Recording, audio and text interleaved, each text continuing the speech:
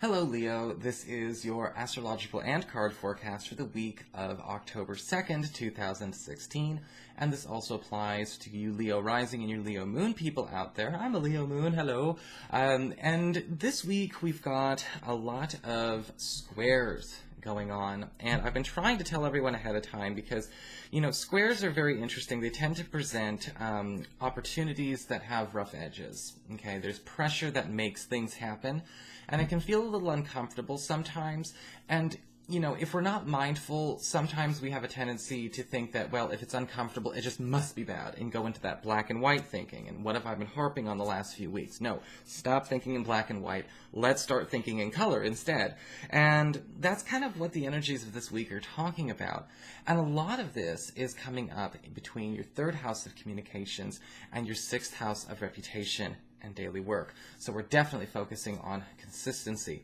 The first such instance happens when Mars, planet of action and energy, and the service that you provide for others forms in a pressure square with Jupiter in your third house of communications. Now, whenever Jupiter's involved, it's usually a good thing. So even if it's a square, it ain't that bad. But the issue that shows up here, that's presented, is that it may be actually hard to stay consistent with your words, Leo. You might need to pay attention to where you could be trying really, really hard to present an opinion or an idea simply because it's original, or it would hold attention, or maybe even for the sake of people-pleasing. Because there is such a thing as marketing too hard. There is such a thing as, as accidentally kind of letting the ego push us to a place where we try to go against the grain simply for the sake of going against the grain. Now, you don't have to go that hard. It's just that Mars and Jupiter together usually create a when it rains, it pours kind of energy. It kind of puts that initial intention on steroids. And so be careful about making too many promises, especially Tuesday and Wednesday, and be careful again about making too many declarations when you are not concrete in your decision. It's okay to say, I have not made up my mind yet. It's okay not to try and give somebody an answer just because they're expecting an answer, or maybe even you don't even think they're expecting an answer, but you feel obligated to give one, because that will kind of bite us in the butt eventually, is that, too much talking. When it comes to Friday, we do have the Sun forming a square with Pluto between the same areas, third house of communications and the reputation zone. And this is talking a little bit more about our affiliates, okay? Our affiliates, the people who support us, whether it's our friends, our coworkers, our customers, our clients. If you have a blog or a vlog or a social media account, it's basically like, okay, check your associations on Friday and later on this week, because you might notice that you don't need the kind of publicity or the kind of guilt by association coming from a few bad apples.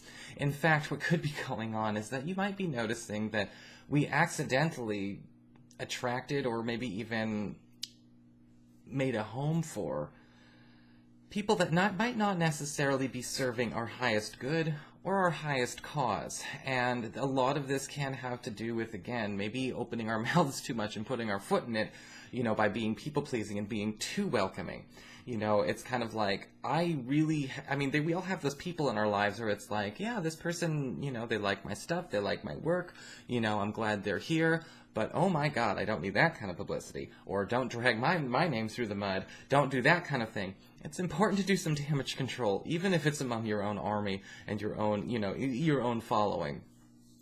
So, that's what we got for the astrology for this week. So what is going on with your cards? Well, your spiritual advice is the card of the other world. Okay, and the other world is kind of like the death card in this Fairy Forest Oracle. And this talks about a need to prepare for a transition or an ending that you have seen coming for quite some time, possibly something that you have even put off.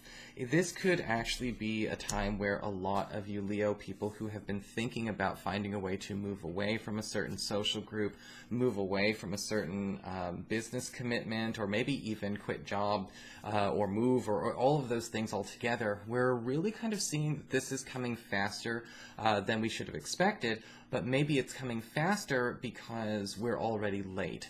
And this is not necessarily to say it's a bad thing that we're a little bit late, but if you've been taking your time or biding your time on this transition, there's no time like the present.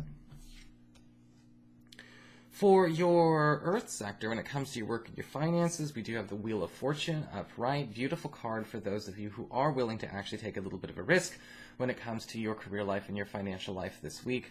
And a big part of the Wheel of Fortune does talk a lot about a need to initiate but then surrender. Okay, it has to go in a sequence. You can't just be like surrender and do nothing. You know, it's like that never works. You do have to initiate. And with the wheel card upright, usually we see unexpected support. You know, again, if you're going and you're saying like, look, I'm looking for a new job, you know, or I'm looking for a new investor, or I'm looking for a new place to live. And I know it might not seem like the right time, it might not seem like the right energy. People might not want me to do that or work at that certain place, but guess what? Turns out people actually will encourage you to do so, and this will open up opportunities. In fact, with the Wheel of Fortune upright, you can actually, you know, I'll go ahead and say this, you know, for a lot of you Leo people who are looking to, you know, try your hand at some chance opportunities or games of chance, this would not be a bad week to take a little bit of a gamble either. For your communications with air, when it comes to your friends, your relatives, the others in your life, we are actually seeing with the Six of Wands, a friend or a relative is actually kind of hitting some kind of big pay dirt that they want to share with you on a personal project of their own, or a personal agenda that they're trying to get off the ground on their own. This could be great for those of you who do have business partners and affiliates that you work with on a regular basis, because usually with the Six of Wands, this does indicate what works for them, or what's theirs is yours and vice versa, so a win for them is a win for you. The Six of Wands can also indicate a yes answer. It's again another one of those yes or no cards that could actually be a yes or a no. Very seldom, maybe like 5 of them in a 78 card tarot deck, where, you know, if you have been kind of looking for authorization or clearance or approval for anything that you do need that external go-ahead message from, it's on the way. For your challenge this week with fire, we do have the Seven of Pentacles upright. Again, this whole week seems to be talking about waiting, or knowing when you've waited too long, or when we're not waiting long enough. And I think that it's a 50-50 when we get this card, because we've got so much with the astrology and the tarot saying that there are some things that have been going on where you've been biding your time for so long it's becoming stale, you know, and the Seven of Pentacles is a challenge, is kind of saying, where are we being too rigid and waiting for this? Where are, you know, maybe you're waiting for your backup plan, maybe you're waiting for your second plan before you make your jump. That makes perfect sense, but your second plan may actually be more ready than you expect.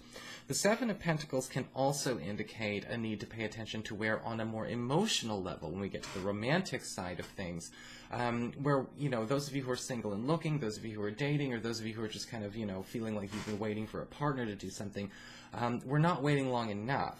Okay, and this is definitely talking a little bit more about the newer, more budding romances. You know, sometimes we kind of feel like we have to maintain that adrenaline or that intensity to know that emotional currency is going. The thing is, emotions are not like the wind. You don't have to, you know, the wind doesn't have to be blowing for the, you know, for it to be felt. And I think that that's a lesson that we got to learn this week. For your emotions with water and romantic life, we do have the King of Wands inverted, Leo. This could very well be you. You are a fire sign, but it could also indicate issues with another fire sign, a Leo like yourself, an Aries, or a Sagittarius. And again, we're talking about perhaps a bit of an attachment to instant gratification, perhaps spoiling a good opportunity. You may find yourself or another is starting to lose patience with something, coming in its due time, in its proper time. And I know that might sound kind of weird. It almost sounds like a blame the victim kind of thing. But the truth is that when you get the King of Wands inverted, we have to look and see, well, you know, how much can we trust if it does come that easy and that quick? You know, one of the things I always say to people is like, okay, why would a person ask if they're going to get married to someone they've only been dating for 2 months? What security does that bring?